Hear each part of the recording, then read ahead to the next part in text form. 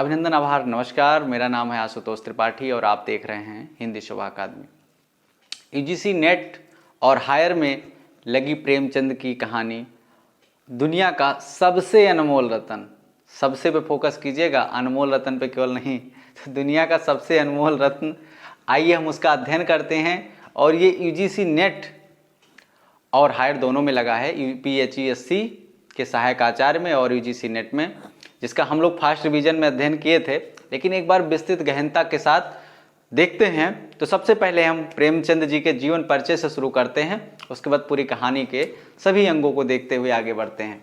आपको उससे कुछ छूटने वाला नहीं है, ठीक। और हम सबसे पहले प्रेमचंद जी के जीवन परिचय में और उनकी कहानी से संबंधित या लेखन शैली की विचारधारा को जानते हुए तब प्रवेश करेंगे दुनिया का सबसे अनमोल रत्न में। चलिए आइए प्रेमचंद को देखते हैं। सबसे पहले प्रेमचंद जी के बारे में जितना पढ़ा जाए उतना कम है।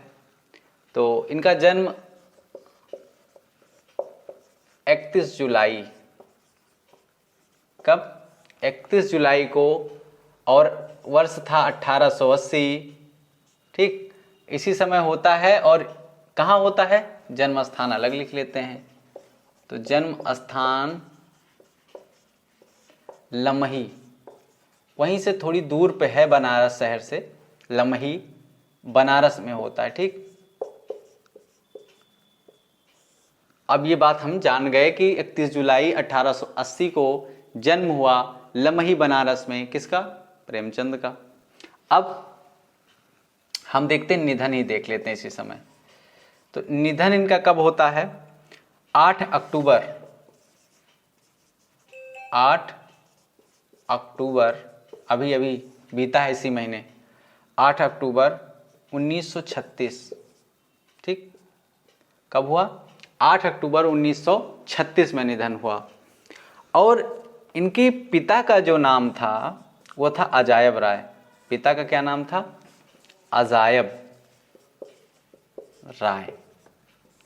और माता का नाम?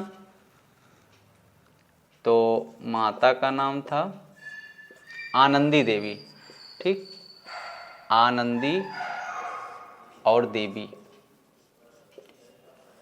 हमने देखा जन्म 31 जुलाई 1880 को हुआ, जन्म स्थान लमही बनारस में है, और निधन 8 अक्टूबर 1936 में हुआ। पिता अजायब राय और माता आनंदीबेन। इसी समय हम देख लेते हैं इनकी पत्नी शिवरानी जी के बारे में। तो इनकी पत्नी कौन थी? शिवरानी देवी।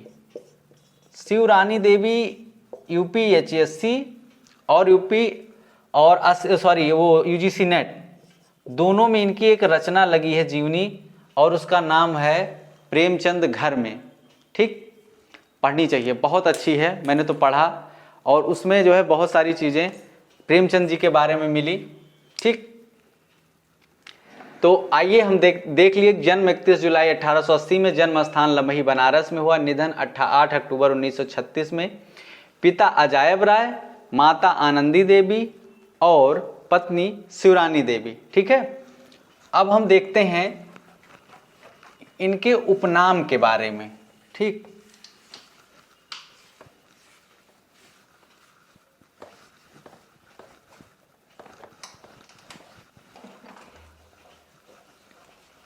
तो इनके उपनाम के बारे में हम देखते हैं। नाम व उपनाम, ऐसे हेडिंग डाल लीजिए। तो सबसे पहले नंबर पे जो नाम आता है वो इनका आता है धनपत राय, ठीक। क्या आता है? धनपत राय। और धनपत राय नाम किसने दिया है? तो ये लिख लेना है ऐसे कि पिताजी ने दिया, ठीक, पिता ने दिया। अब दूसरा एक नाम आता है नवाब राय। नवाब राय किसने दिया? तो नवाब राय इनके चाचा ने दिया, चाचा ने दिया। ये कहाँ मिलता है? तो ये आप शिवरानी देवी को जब पढ़ेंगे प्रेमचंद घर में तो उसमें मिलेगा, ठीक। और तीसरा प्रेमचंद, एक प्रकार से ये उपनाम था, ठीक। तो ये किसने दिया? ये इनके अभिन्न मित्र रहे मुंशी दया नारायण निगम ने दिया। ठीक, हम देख रहे थे इनके उपनाम या उपनाम धनपत राय इनके पिता ने दिया, नवाब राय इनके चाचा ने दिया और प्रेमचंद मुंशी दया नारायण निगम ने दिया। ठीक है, अब हम कुछ विशेष तथ्य देख लेते हैं। ठीक है, विशेष तथ्य देख लेते हैं और अब आइए हम बढ़ते हैं कुछ विशेष तथ्य, उसके बाद हम एक और चीज बहुत विशेष देखेंगे जो अक्सर प्रेमचंद के बारे में सभी बच्चे गलत करते हैं, वो है उनकी लेखन दृष्टि, आदर्शोन्मुख यथार्थवाद। ऐसा चर्चा करेंगे कि आप भूलेंगे नहीं। ठीक, तो सबसे पहले हम एक विशेष तथ्य देख लेते हैं। विशेष तथ्य, विशेष तथ्य क्या है? पहला ये है कि प्रेमचंद की पहली कहानी, प्रेमचंद की पहली कहानी, पहली कहानी पहली कहानी तो पहला संग्रह था दुनिया का सबसे अनमोल रत्न, वैसे शुद्ध तो रतन है, ठीक, अनमोल रतन। और 1907 में जमाना पत्रिका जो कानपुर से प्रकाशित होती थी में छपी। ये इनकी कौथी कहानी थी? पहली कहानी थी। इसे आगे भी और जोड़ लीजिए, इसे इन्होंने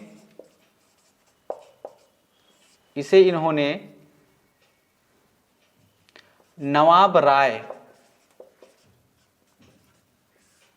नाम से लिखा था।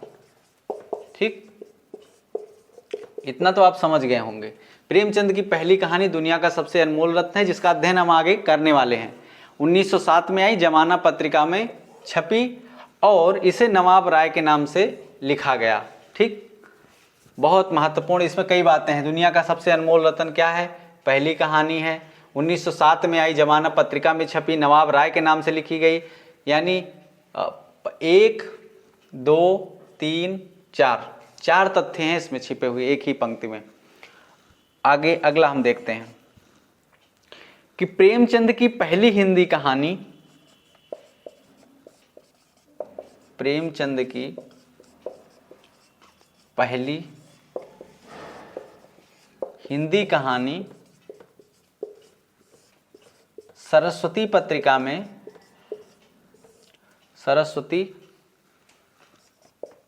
पत्रिका में 1915 में सौत नाम से छपी। किस नाम से? सौत नाम से छपी। ठीक है, तो हम दो बात जान गए कि इनकी पहली कहानी दुनिया का सबसे अनमोल रत्न है, जिसे 1907 में जमाना पत्रिका में छपी, नवाब राय के नाम से लिखा था। और प्रेमचंद की पहली हिंदी कहानी सरस्वती पत्रिका प्रेमचंद 1915 में सौत नाम से छपी। और एक बात, इसको किस नाम से लिखा था? तो ये आगे तो प्रेमचंद के नाम से ही लिख रहे थे, तो इसमें कोई कंफ्यूजन नहीं है। ठीक, आगे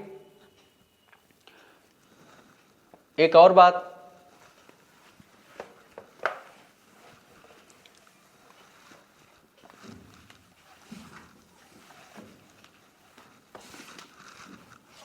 हमें ये और लिखनी है कि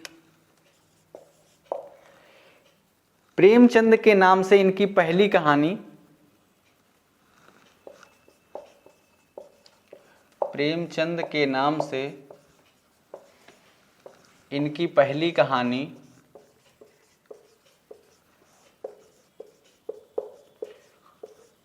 1910 में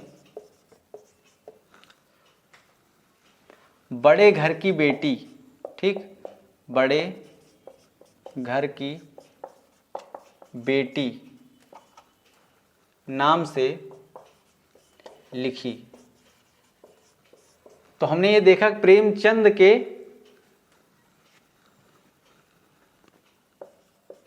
नाम से इनकी पहली कहानी 1910 में बड़े घर की बेटी नाम से छपी।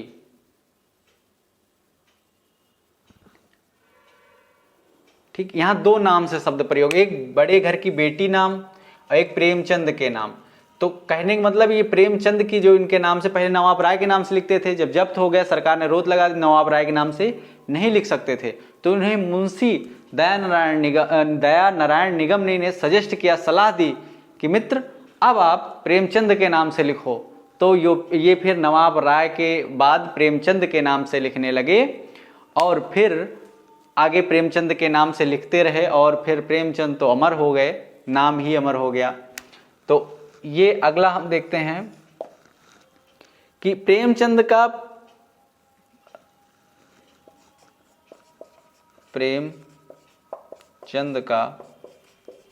पहला कहानी संग्रह भी देख लेते हैं। पहला कहानी संग्रह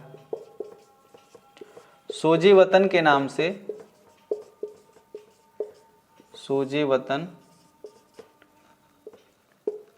के नाम से 1908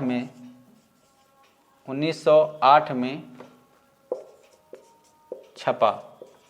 ठीक, प्रेमचंद का पहला कहानी संग्रह सोजे वतन के नाम से 1908 में छपा। आगे इसी समय देख लेते हैं प्रेमचंद की अंतिम कहानी। ठीक,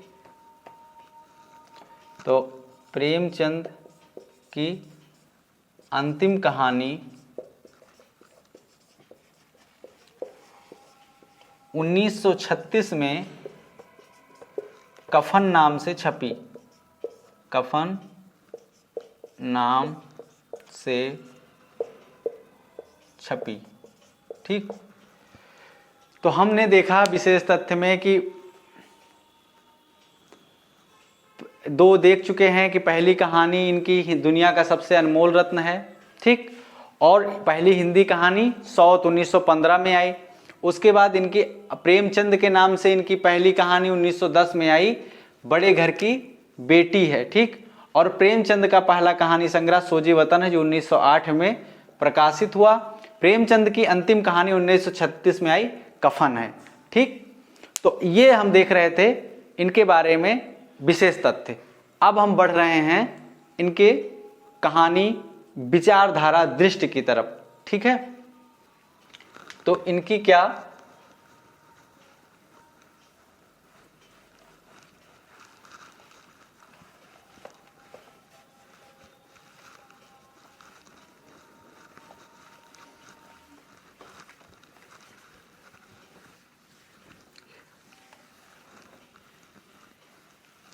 लेखन दृष्टि क्या रही, इसको आइए देखते हैं।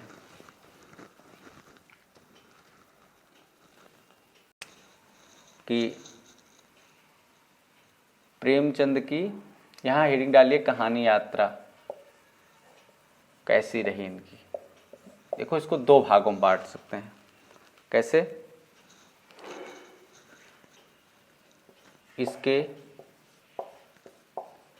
इसको दो चरणों में बांट सकते हैं।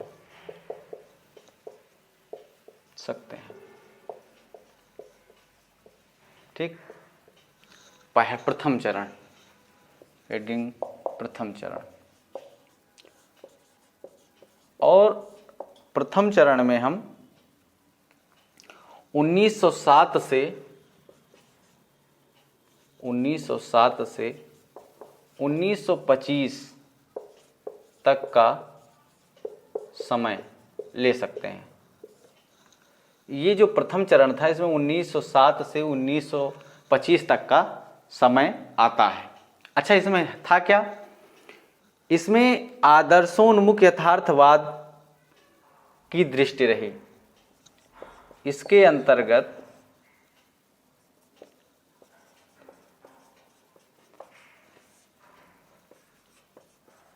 प्रेमचंद की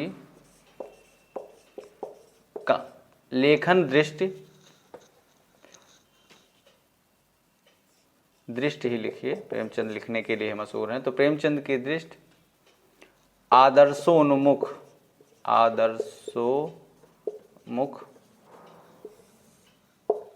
आदर्शोन्मुख यथार्थवाद की रही।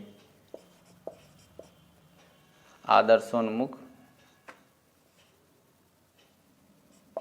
यथार्थवाद की रही।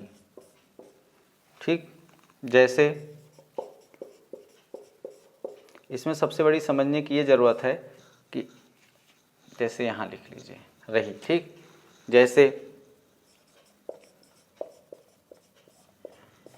तो जैसे में हम देख सकते हैं जैसे कि इनकी बूढ़ी काकी कहानी है। ठीक, बूढ़ी काकी, परमेश्वर इत्यादि, ये सब किस विचारधारा कहानी थी? तो आदर्शोन्मुख यथार्थवाद की कहानी है। ठीक, लेकिन 1925 के बाद प्रेमचंद जी की दृष्टि बदल जाती है, लेखन दृष्टि, और वो यथार्थोन्मुख आदर्शवाद की तरफ आ जाते हैं। तो हम इसको देखेंगे। ठीक है, ये प्रथम चरण हो गया ना। अब इसको लिख लिए हूँ तो हम आगे लिखते हैं, क्योंकि फिर आगे आप बदल के लिखिए, रोक के लिख लीजिएगा। हम दूसरा चरण अब देखते हैं।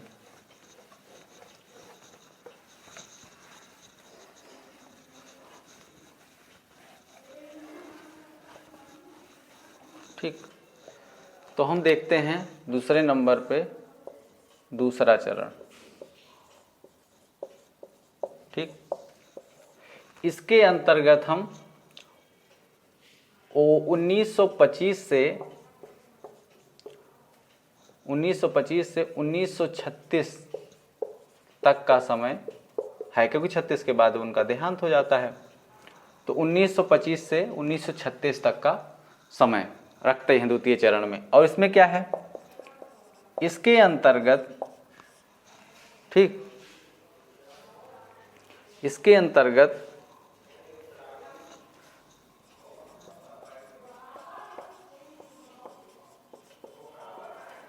प्रेमचंद की लेखन दृष्टि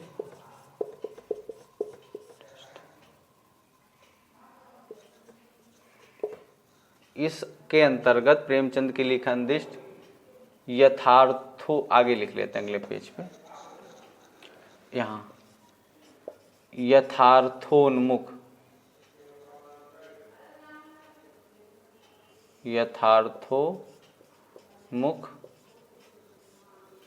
आदर्शवाद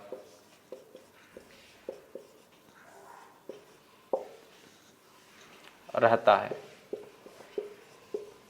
हमने ये नहीं लिखाया कि आदर्शोन्मुख यथार्थवाद से यथार्थोन्मुख आदर्शवाद की तरफ बदल जाता है, इससे कंफ्यूजन होती है।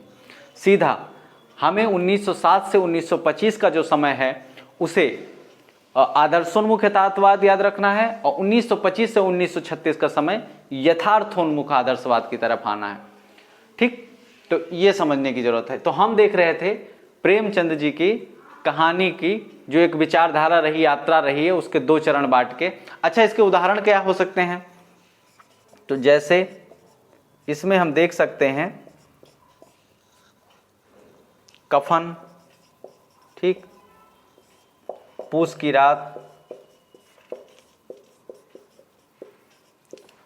इत्यादि। ठीक, तो कफन, पूस की रात इत्यादि जो है किस तरह कहानी है? तो वो हैं यथार्थोन्मुख आदर्शवाद। अच्छा, अब यहाँ दो बात, सिलेबस में दो कहानी लगी है। एक लगी है दुनिया का सबसे अनमोल रत्न या रतन, उसको हम किस रूप में देखेंगे? आदर्शोन्मुख यथार्थवाद। और जो कफन लगी है उसको क्या देखेंगे? यथार्थोन्मुख आदर्शवाद।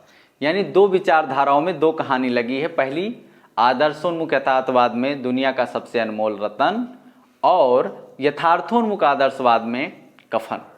ठीक, अब हम देखने जा रहे हैं दुनिया का सबसे अनमोल रत्न। ठीक,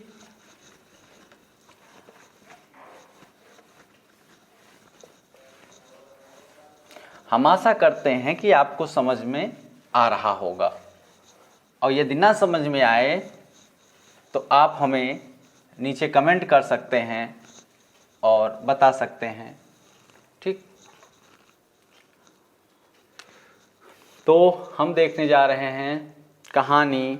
अब इनकी कहानी शुरू होने जा रही है, दुनिया का सबसे अनमोल रत्न। ठीक, दुनिया का सबसे अनमोल, जिसका मोल ना हो, रतन। ठीक, अब हम देखने जा रहे हैं दुनिया का सबसे अनमोल रतन। ठीक है, तो सबसे पहले इसका लेखक, तो लेखक हम जानते ही हैं कौन है, ये तो औपचारिकता है, प्रेमचंद। ठीक ठीक, कहानी का रूप देख लीजिए, कहानी का रूप तो वो है आदर्शोन्मुख यथार्थवाद। आदर्शोन्मुख यथार्थवाद। ठीक, अब हमें क्या देखना है, प्रकाशन वर्ष। ठीक, प्रकाशन वर्ष, तो प्रकाशन वर्ष में क्या देखना है, 1907। कहाँ पर, जमाना पत्रिका। ठीक, जमाना पत्रिका में। और बाद में ये 1908 में सोजी वतन में संकलित। ठीक, कहाँ हुई, सोजी वतन में संकलित 1908 में। तो हमने देखा कि लेखक प्रेमचंद है, कहानी का रूप आदर्शोन्मुख यथार्थवाद है, प्रकाशन वर्ष 1907 में जमाना पत्रिका, और 1908 में ये सोजी वतन में संकलित हुई। ठीक है, और एक बात ये कि लेखक हम यहाँ प्रेमचंद नहीं लिखेंगे, लेखक लिखेंगे नवाब राय। हमें अभी याद आया, नवाब राय, ब्रैकेट में लिख लीजिए प्रेमचंद। ठीक, ये कहानी नवाब राय के नाम से लिखी गई है ना, प्रेमचंद के नाम से नहीं लिखी गई है, तो लेखक नवाब राय। ठीक, अब कहानी का रूप आदर्शोन्मुख यथार्थवाद, प्रकाशन वर्ष 1907 जमाना पत्रिका, और 1908 में सोजे वतन में संकलित हुई। ठीक, अच्छा, थोड़ा सा सोजे वतन के बारे में देख लेते हैं, है ना। और अब एक बात और यहां लिख लीजिए कि यह प्रेमचंद की पहली कहानी है। ठीक, यह प्रेमचंद की कौथी कहानी है, पहली कहानी है। किस नाम से लिखा, नवाब राय के नाम से लिखा। किस में संकलित हुई, पहले तो जमाना पत्रिका 1907 में छपी, जो कानपुर से प्रकाशित होती थी, और उसके बाद 1908 में ये सोजी वतन के नाम से एक संग्रह ही आया, और जिसमें 5 कहानियां थी। तो आइए पहले हम सोजी वतन का थोड़ा सा अध्ययन करते हैं, क्योंकि ये पूछा जा चुका है कि सोजी वतन में कितनी कहानियां संकलित हैं। ठीक है, तो आइए, अब हमने इतना अध्ययन कर लिया ना कि लेखक नवाब राय के नाम से लिखा गया, प्रेमचंद के नाम से नहीं। प्रेमचंद के नाम से 1910 में आई इनकी पहली कहानी थी बड़े घर की बेटी। तो प्रकाशन वर्ष 1907 में जमाना पत्रिका में, 1908 में सोजे वतन में संकलित है, और यह प्रेमचंद की पहली कहानी है। ठीक, अब हम देखने जा रहे हैं पहले सोजे वतन के बारे में। ठीक, तो हम हेडिंग पहले एक डालेंगे, सोजे वतन संग्रह। सोजे वतन संग्रह, ये कब आया, 1908 में आया। सोजे वतन का प्रकाशन कब हुआ? 1908 में। ऐसे लिखिए, एक भी छूट ना पाए, मैं सोच रहा हूँ प्रकाशन, तो 1908 में हुआ। ठीक है, और 1908 में हुआ प्रकाशन। सोजे वतन का अर्थ क्या होता है? अर्थ भी लिख लीजिए। अर्थ कहाँ लिखें, क्योंकि जगह बची रहनी चाहिए। तो अर्थ ब्रैकेट में ही लिखिए। अर्थ, अर्थ होता है देश का मातम। ठीक, देश का मातम। सोजे वतन का अर्थ होता है देश का मातम। ठीक, अब हम देख रहे हैं इसमें कितनी कहानियां, तो 5। तो ठीक है, इसमें प्रकाशित 5 कहानियां, इसमें प्रकाशित 5 कहानियां कौन कौन सी हैं? पहली, तो हम पहली देख रहे हैं शेख मखमूर। ठीक, या पहले दुनिया का अनमोल रतन, सॉरी, दुनिया का सबसे अनमोल रतन। फिर दूसरी कहानी कौन सी है? दूसरी कहानी है शेख मखमूर। ठीक, शेख मखमूर। और तीसरी कौन सी है? तो तीसरी कहानी है यही मेरा वतन है।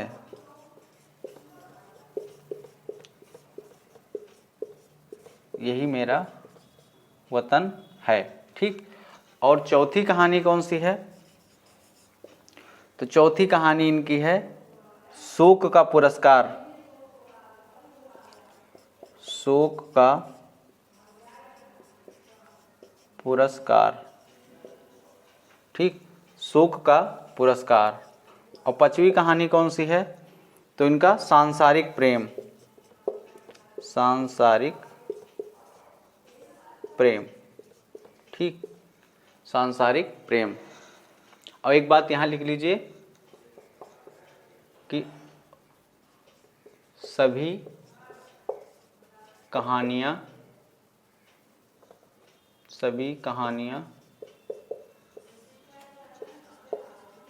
उर्दू में हैं।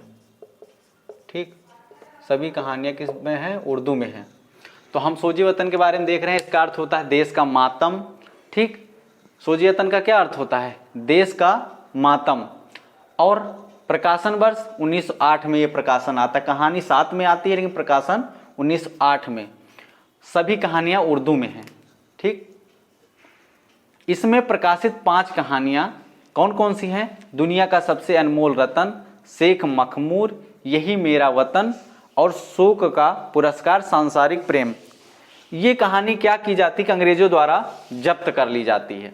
ठीक है, तो इसी के, और जब ये जब्त कर लिया जाता सोजे वतन, तो इनको जो है फिर ये नवाब राय के नाम से नहीं लिख पाते। तो ऐसा और करिए,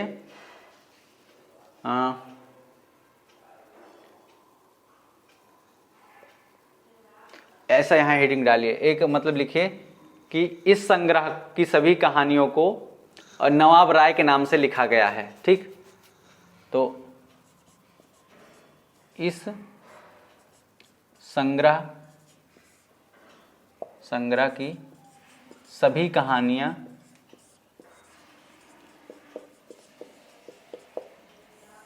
नवाब राय के नाम से लिखी गई हैं। नाम से लिखी गई हैं। इस संग्रह की सभी कहानियां नवाब राय के नाम से लिखी गई हैं। अब इसमें कुछ नहीं बच रहा है, महत्वपूर्ण हमने सब देख लिया। ठीक है, सोजे वतन अर्थ देश का मातम 1908 में आया। सभी कहानियां उर्दू में हैं। दुनिया का सबसे अनमोल रतन इनकी पहली कहानी है।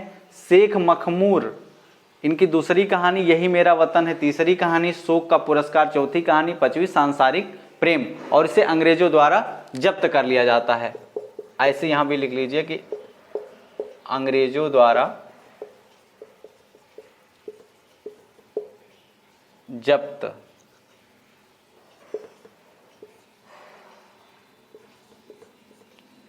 कर लिया जाता है। तो ये जो संग्रह है अंग्रेजों द्वारा जब्त कर लिया जाता है, ठीक है। और अब हम देखेंगे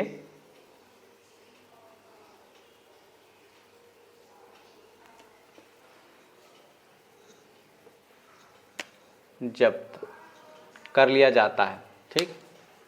और अब हम देखेंगे देश का मातम, प्रकाशन वर्ष 1908 में, सभी कहानियां उर्दू में हैं, प्रकाशित 5 कहानियां, दुनिया का सबसे अनमोल रतन, शेख मखमूर, यही मेरा वतन, शोक का पुरस्कार, सांसारिक प्रेम में 5 कहानियां हैं। इस संग्रह के समस्त कहानियां नवाब राय के नाम से लिखी गई, अंग्रेजों द्वारा जब्त कर लिया गया। इसके बाद जन्म होता है प्रेमचंद का, ठीक। और प्रेमचंद नाम किसने दिया? तो मुंशी दयानारायण निगम ने दिया। अब हम आगे चलते हैं दुनिया के अनमोल रत्न के बारे में, ठीक है।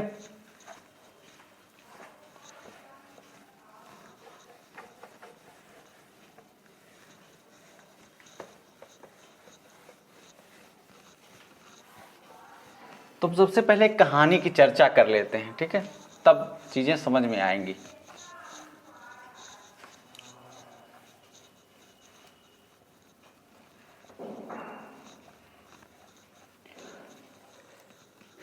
इसमें 2 मुख्य पात्र हैं, दिल फिराग और दिल फरेब। तो दिल फिगार जो है नायक है और दिल फरेब नायिका है। दिल फिगार दिल फरेब से बहुत प्रेम करता है और उसे पाना चाहता है, लेकिन नायिका तैयार नहीं होती। वो कहती है कि पहले तुम मेरे लिए दुनिया का सबसे अनमोल रत्न ढूंढ के लाओ, फिर मैं तुम्हारी गुलामी स्वीकार करूंगी, यानी तुम्हारी बनूंगी। अब ये बहुत बड़ी समस्या खड़ी हुई। अब क्या करे नायक? दिल फिगार कुछ समझ ही नहीं आ रहा क्या ढूंढ के लाना, क्या लाना है, उसे ये बात समझ में नहीं आती। फिर वो क्या करता है कि मैं ऐसे देखते ही चलता हूँ, आपको बताते चलता हूँ कि तो सबसे पहले वो 3 सबसे कथानक की 3 बातें, कथानक में 3 बातें सबसे महत्वपूर्ण। पहला कि चोर के आंसू, ठीक, ऐसे बताते चलूंगा तो आपको समझ में भी आए, इसलिए मैं लिखता चल रहा हूं। चोर के आंसू, ब्रैकेट में पश्चाताप के आंसू। इसका क्या भाव रहता है? पश्चाताप के आंसू। कहानी ऐसे बढ़ती है कि ढूंढते ढूंढते ढूंढते जाता है। दिल फरेब को, दिल फिगार को कुछ समझ नहीं आता, दिल फरेब को क्या ढूंढ के लाए दे जिससे वो उसको स्वीकार करे। जाता है, देखता, एक जगह पहुंचता है जहां भीड़ लगी हुई है। देखते हैं कि सब लोग, भीड़ लगी हुई है, और जब पास में जाके देखता है तो एक चोर को फांसी दी जा रही है, ठीक। फिर उसे समझ नहीं आ, चोर को फांसी दी जा रही तो उसे पश्चाताप होता है। कैसे? एक बच्चा वहीं खेल रहा होता है, तो उस बच्चे के पास जाता है और उसे बचपना अपना याद करते उसे गले लगाता है। उसे पश्चाताप होता है कि हमने बहुत गलत किया, मतलब वो अपना एक अंतिम में एक छूट मांगता है कि हमें जो है छोड़ा जाए, हमारी अंतिम इच्छा। तो बच्चे से वो मिलता है, उसे गले लगाता है, तो वहीं उसके पश्चाताप के आंसू गिरता है। और जिसे जैसे ही आंसू टपकता है, दिल फिगार जो है पहुंचता है और उसे रोक लेता है, आंसू लेके, बहुत खुश, एकदम जमीन, मतलब आसमान में उसके पैर हैं, रुक नहीं रहे हैं। और वो पहुंचता है दिल फरेब के शहर मिनोसवाद में, ठीक। तो मिनोसवाद में जब पहुंचता है तो वहां फिर वो बताता है सारा वृत्तांत, ऐसे ऐसे हुआ। फिर उसे बांधती है, हाँ ये है अनमोल, मतलब रत्न अनमोल है, लेकिन दुनिया का सबसे अनमोल रत्न नहीं है। वो नकार देती, कहती जाओ ढूंढ के लाओ, हम तुम्हारी प्रतीक्षा कर रहे हैं। फिर कहीं निकलता है, परेशान होता है, ढूंढते ढूंढते ढूंढते ढूंढते एक जगह पहुंचता है जहां चिता लगी होती है। प्रेमी उसका जहां चिता लगी होती है, प्रेमिका की गोद में उस प्रेमी जो है, मृत प्रेमी का सर पड़ा हुआ है और ये मतलब एक प्रकार से सती हो रही है, वो चिता पे आग लगा दी जाती। तो उस चिता की दूसरा राख लेके आता। तो अब हमें ये दूसरे रूप में देखना है कि क्या, कि प्रेमियों की चिता की राख, ठीक, प्रेमियों की चिता की राख लेके आता है। ठीक, यही दो ये पूछा जाता है, इसको याद रखिएगा।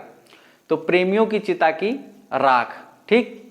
उसके बाद राख जब लेके आता है तो फिर बहुत खुश होता है कि अब तो मिल गया, अब यही रहा होगा, क्योंकि हम प्रेम का विषय रहता है ना। दिल फिगार और दिल फरेब के बीच क्या रहता है? प्रेम ही तो एक्सेप्ट करना रहता है, स्वीकार करना रहता है दिल फरेब को, दिल फिगार का। दिल फिगार और दिल फरेब ऐसे कन्फ्यूजन होती है, नायक है फिगार नायक और फरेब फरेबी, लड़कियां फरेबी, मतलब अन्यथा नहीं लेना, मतलब एक इशारे के लिए बता रहा हूँ, फरेबी समझ लीजिए।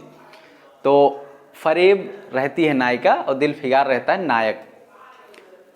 और फिर जब पहुंचता है उस राख को लेके, तो उसे भी स्वीकार करती है कि ये भी अनमोल रत्न है कि अपने प्रेम के लिए कोई मतलब उसके साथ ही अपने को समाप्त कर दे, लेकिन ये दुनिया का सबसे अनमोल रत्न नहीं है। फिर क्या होता है? अब तो उसके लिए बड़ी समस्या खड़ी हो गई। और फिर वो क्या करता है कि झपट के उसका हाथ पकड़ता है, दिल फिगार का चूमता है और चला जाता है। पहली बार मना कर देती है दिखाने से, दोबारा जबरदस्ती चांस मारना। फिर जब जाता है तो वो ढूंढते ढूंढते जब परेशान हो जाता है कि क्या है क्या है क्या है, सबसे अनमोल रत्न नहीं मिलता। फिर उसे एक पहाड़ी पे जाता है जहाँ से वो आत्महत्या करने के लिए सोचता है कि अब हम नहीं ढूंढ पाएंगे, अब हम मर ही जाएंगे। वहाँ अचानक देव के रूप में एक बूढ़ा आता है, वृद्ध, और उसे बताता है कि तुम यहाँ क्यों परेशान हो, तुम जाओ भारत की तरफ और वहाँ तुम्हें तुम्हारे इस प्रश्न का जवाब मिलेगा। दिल फिगार जो है निकलता है भारत की तरफ और रेगिस्तान से ढूंढते ढूंढते ढूंढते मतलब निकलते पहुंचते भारत की सीमा पे जब पहुंचता है तो देखता है कि सभी सैनिकों की लाश, एकदम युद्ध चल रहा है, ठीक, सभी सैनिकों की लाश बिल्कुल बिछी हुई है अपने राष्ट्र रक्षा के लिए।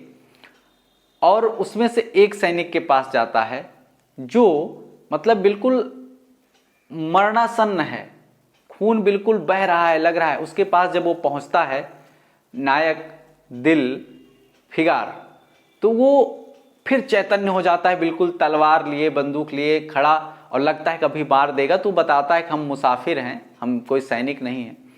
तो इसके बारे में बात होती है और देश उसका जो अंतिम रक्त गिरता है अंतिम समय में, उसको लेके आता है कि राष्ट्र रक्षा के लिए वो अपना प्राण दे रहा है।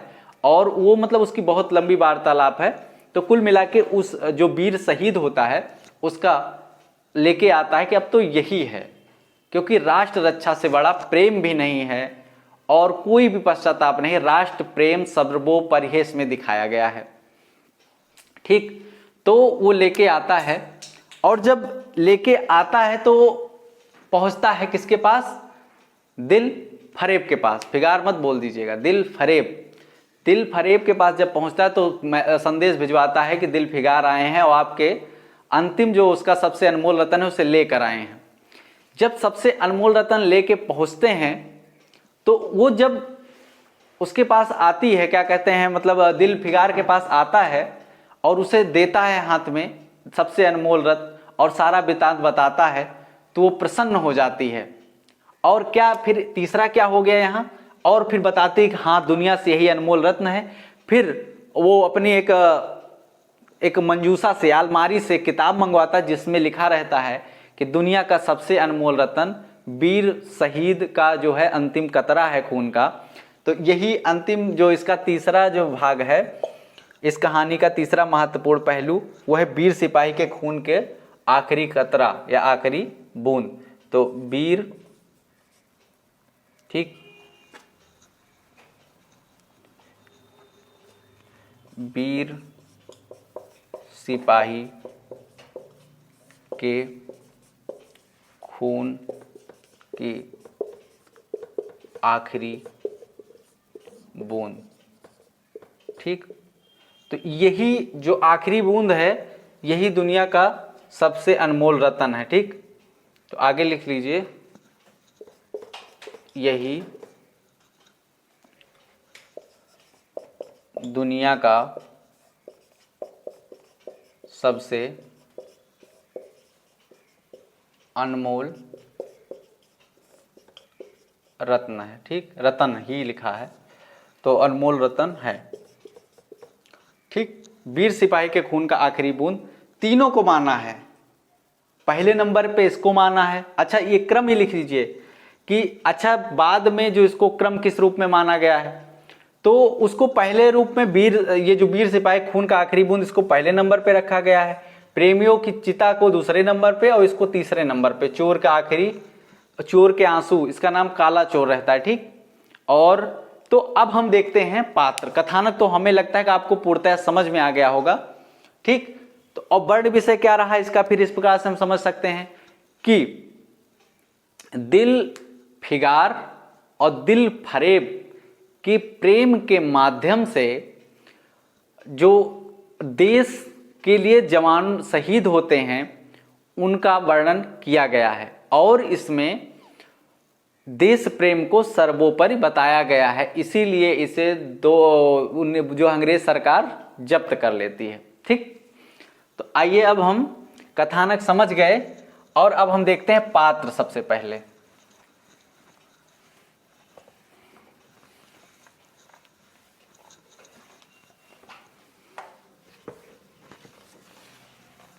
तो पात्र, इसमें हमें केवल दो जानना है और कुछ नहीं। पात्र, एक दिल फिगार। दिल फिगार जो है वो दिल फरेब का आशिक है। दिल फरेब का आशिक। ठीक, और उसके लिए ये कुछ भी कर सकता है। दुनिया की कोई भी चीज ढूंढ के ला सकता है, वो जो मांगे उसको पूर्ण कर सकता है, चांद तारे तोड़ के ला सकता है, मतलब कुल मिला के उसको पाने के लिए कुछ भी करता है। और जब ये बात दिल फरेब को पता चलती है, दिल फरेब को, तो कहती है कि हम तुम्हें तभी स्वीकार करेंगे जब तुम दुनिया का सबसे अनमोल रत्न ढूंढ के लाओगे। तो ये दिल फरेब का आशिक रहता है और ये मीनोसवाद की रहती है। ठीक है, अगर शहर का नाम आ जाए कभी, किस शहर की रहती है, क्योंकि भैया आप कुछ भी पूछ सकता है। नूरे ने क्या खरीद के लाया, मोहसिन क्या खरीद के लाया, जब ये पूछ सकता तो ये क्यों नहीं पूछ सकता कि दिल फरेब किस शहर की राजकुमारी थी? तो मीनोसवाद की। ठीक, मीनोसवाद की राजकुमारी थी दिल फरेब, मीनोसवाद की राजकुमारी, दिल फिगार दिल फरेब का आशिक, एकदम जान देने वाला, पूछे मत। अब आगे इसके बारे में तो हम देख रहे हैं पात्र। आगे दिल फिगार हो गया, दिल फरेब हो गया। अन्य पात्र देख लो एक में। तो अन्य पात्र में एक तो हो गया, देखो, काला चोर। ठीक, काला चोर, जो ये काला चोर वही रहता है जिसको फांसी दी जाती है और उसे पश्चाताप होता है। दूसरा वो जो है वृद्ध आदमी रहता है जो इनको मार्ग बताता है कि आप भारत की तरफ जाओ। और तीसरा इसमें वीर सिपाही, ठीक, जो सीमा पे जिससे वार्तालाप होती है और जिसका जो भारत की सुरक्षा के लिए अपनी जान निछावर कर देता है। और एक बात कि जिसकी आखिरी खून का कतरा बूंद लेके आते हैं खून का, वही सिपाही, वीर सिपाही। तो इस तरह से हम तीन को महत्वपूर्ण रूप से देख रहे हैं कि काला चोर, वृद्ध आदमी, वीर सिपाही, दिल फिगार, दिल फरेब ये मुख्य हैं। मीनोसवाद की राजकुमारी है दिल फरेब। ठीक, इतना समझ में आ गया। और अब हम आगे देख रहे हैं इसमें, वैसे कुछ बचा नहीं इसमें, लेकिन एक दो हम पंक्तियां देख सकते हैं। ठीक है, तो हम आगे, ठीक है, पंक्तियां देख लेते हैं कुछ जो मैंने किताब में, मतलब कहानी में हाईलाइट की है।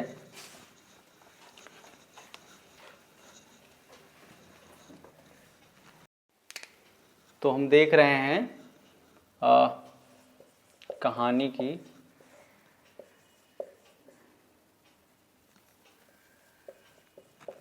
महत्वपूर्ण पंक्तियां। ठीक, और सबसे पहले हम देखते हैं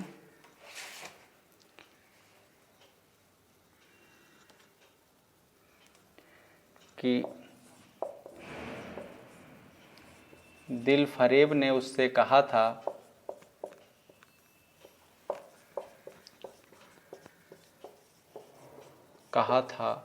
कि यदि तू, दिल फरेब ने उससे कहा था कि यदि तू मेरा सच्चा प्रेमी है तो, मेरा सच्चा प्रेमी है तो, दिल फरेब ने उससे कहा था कि यदि कहा था कि तू मेरा सच्चा प्रेमी है तो जा और दुनिया का सबसे अनमोल चीज लेकर मेरे दरबार में आ। तो जा और दुनिया का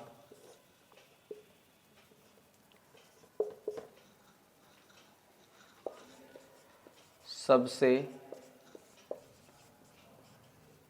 अनमोल चीज लेकर मेरे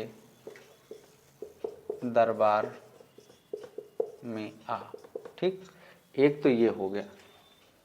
अगर सोचो यहीं से कह दे, उससे कहा था कि यदि तू मेरा सच्चा प्रेमी है तो जा और दुनिया का सबसे अनमोल चीज लेकर मेरे दरबार में आ, तो आपको पकड़ लेना चाहिए कि ये कहानी किससे है।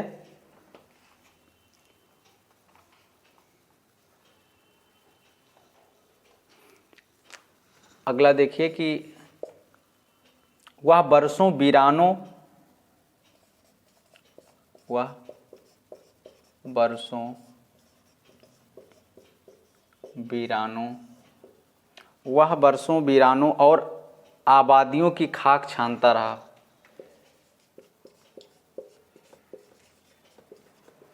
आबादियों की खाक, खाक माने धूल, खाक, खाक माने धूल तो नुक्ता भी लगेगा, खाक छानता रहा।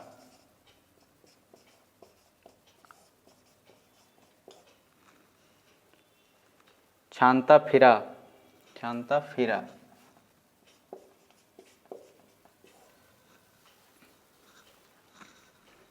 फिरा और तलवे कांटों से चलनी हो गए, कांटों से छलनी हो गए। ठीक, वह बरसों वीरानों और आबादियों की खाक छानता फिरा, तलवे कांटों से छलनी हो गए। ये किसके बारे में है? तो ये दिल फिगार के बारे में है। ठीक, इतना लिखिए फिर आगे देखा जाता है।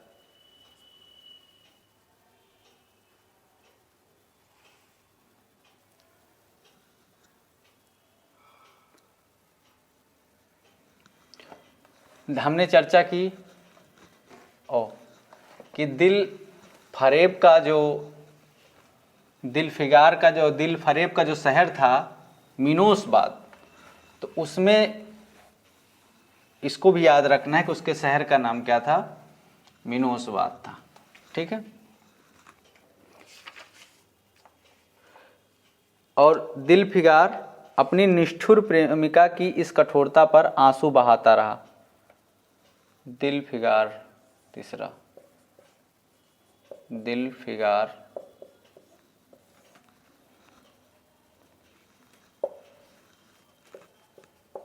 अपनी निष्ठुर प्रेमिका पर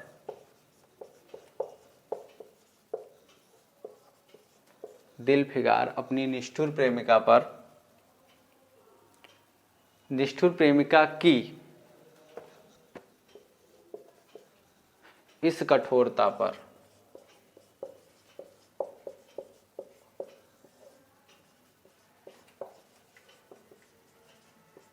आंसू बहाता रहा। ठीक, दिलफिगार अपनी निष्ठुर प्रेमिका की इस कठोरता पर आंसू बहाता रहा।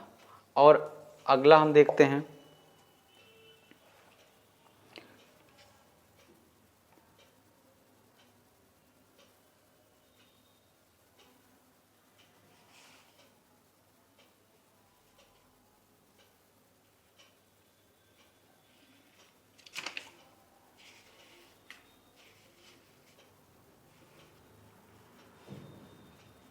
हमने हमलावर दुश्मन को बता दिया, हमने हमलावर दुश्मन को बता दिया कि हमने हमलावर दुश्मन को बता दिया कि राजपूत अपने देश के लिए कैसी बहादुरी से जान देता है। राजपूत अपने देश के लिए, राजपूत अपने देश के लिए कैसी बहादुरी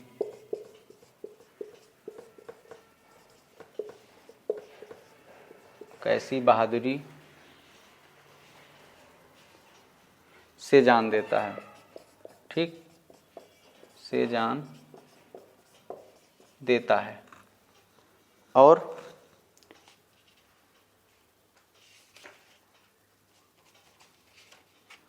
अंतिम में ये लिखना है, अंतिम में 2 लिखना है, तो इसको मतलब आगे हम लिखते हैं, इसको देख ही लीजिए। तो कैसी प्रेमिका रहती है? निष्ठुर प्रेमिका, जो उसको एक झलक भी नहीं देती।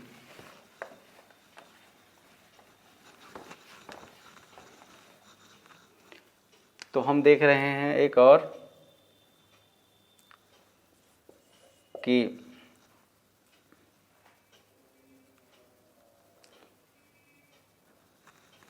उसने एक रत्न जड़ित मंजूषा मंगाई। ठीक, उसने मतलब किसने? दिलफरेब ने। उसने एक रत्न जड़ित मंजूषा मंगाई। ठीक, मंजूषा मंगाई। उसने एक रत्न जड़ित मंजूषा मंगाई।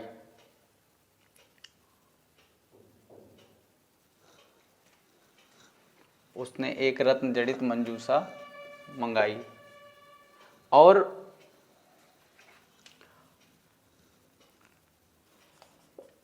उसने एक रत्न जड़ित मंजूषा मंगाई और उसमें एक तख्ती निकाली जिस पर सुनहरे अक्षरों में लिखा था। और उसमें से एक तख्ती निकाली जिसमें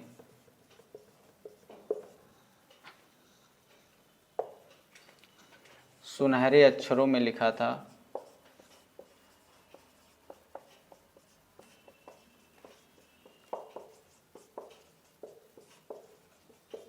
जिसमें सुनहरे अक्षरों में लिखा था, क्या लिखा था? कि खून का वह आखिरी कतरा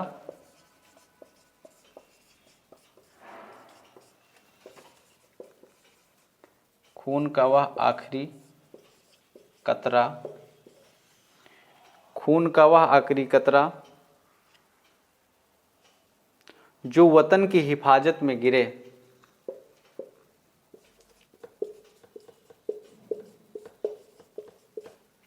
जो वतन की हिफाजत में गिरे, कतरा जो वतन की हिफाजत में गिरे, दुनिया की दुनिया